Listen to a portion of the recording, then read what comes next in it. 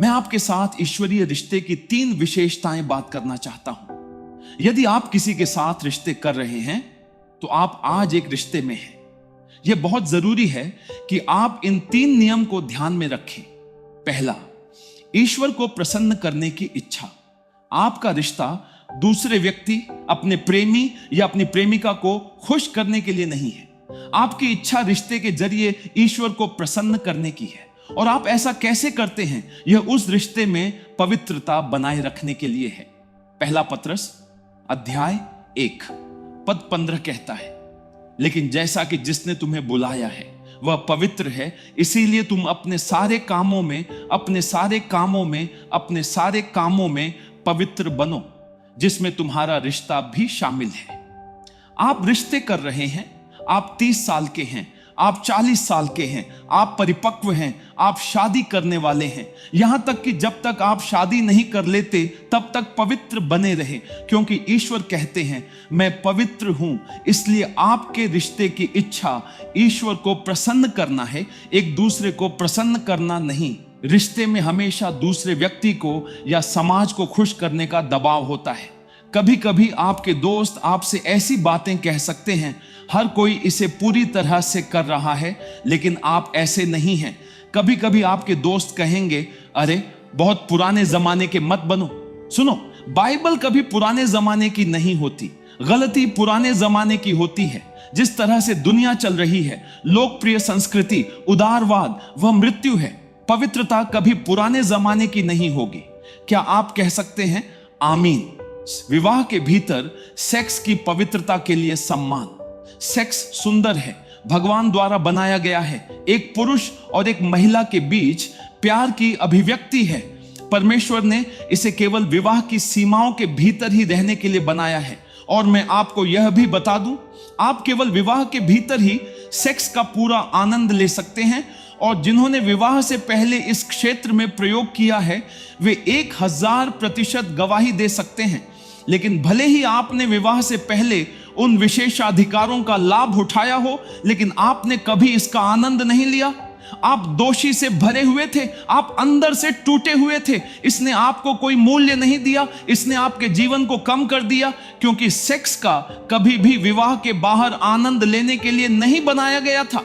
वास्तव में आप विवाह के बाहर शारीरिक भाग को छोड़कर सेक्स का आनंद नहीं ले सकते। इसे समझिए, सेक्स गंदा नहीं है, सेक्स पाप नहीं है, सेक्स वर्जित नहीं है। हमारी संस्कृति में हम सोचते हैं कि सेक्स एक गंदी चीज की तरह है, लेकिन आपको सेक्स के बारे में बिना वर्जित विषय बनाए खुलकर बात करने की जरूरत है। लेकिन जब आप सेक्स के बारे में बात कर रहे हो तो सुरक्षित या करें कि हम 2 चरम सीमाओं पर न पहुंचे। 2 चरम सीमाएं क्या हैं? जो लोग ईश्वर से प्यार करते हैं और उनमें यौन इच्छा होती है और उन्हें इसे नियंत्रित करना मुश्किल लगता है, कभी कभी वे प्रार्थना कर सकते हैं, जैसे कि अतीत में कुछ भिक्षुओं ने प्रार्थना की थी, परमेश्वर मुझे नपुंसक बना दो, इस इच्छा को दूर करो क्योंकि मैं तुम्हें खुश करना चाहता हूं। और कुछ ने तो खुद को नपुंसक बना लिया है, जो कभी ईश्वर की इच्छा नहीं थी। और फिर कुछ लोग दूसरे चरम पर चले जाते हैं और वे कहते हैं मैं खुद को नियंत्रित नहीं कर सकता, इसलिए बेहतर है कि मैं इसमें शामिल हो जाऊं। और वे बेहद जंगली हो जाते हैं। दोनों गलत हैं। अपनी इच्छाओं और इच्छाओं को अपने विवाह के दिन तक नियंत्रित करने के लिए ईश्वर की कृपा के लिए प्रार्थना करें। क्या आप कह सकते हैं आमेन? तीसरा यह है ईश्वर के प्रति आत्मसमर्पण, एक दूसरे की पवित्रता। यदि आप किसी रिश्ते में हैं तो ईश्वर को एक दूसरे की पवित्रता के प्रति आत्मसमर्पण करें। चोरी न करें, दूसरे व्यक्ति की पवित्रता के चोर न बने। बहुत से लड़के जो कार लेकर घूमते हैं, ब्रांड के कपड़े पहनते हैं, जो चोर हैं, उन्होंने दूसरे लोगों की वर्जिनिटी चुराई है। यह गलत है।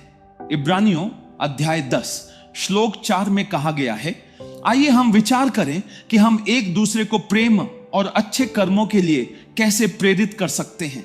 मैं एक दूसरे की पवित्रता के प्रति ईश्वर कैसे हो सकता हूं?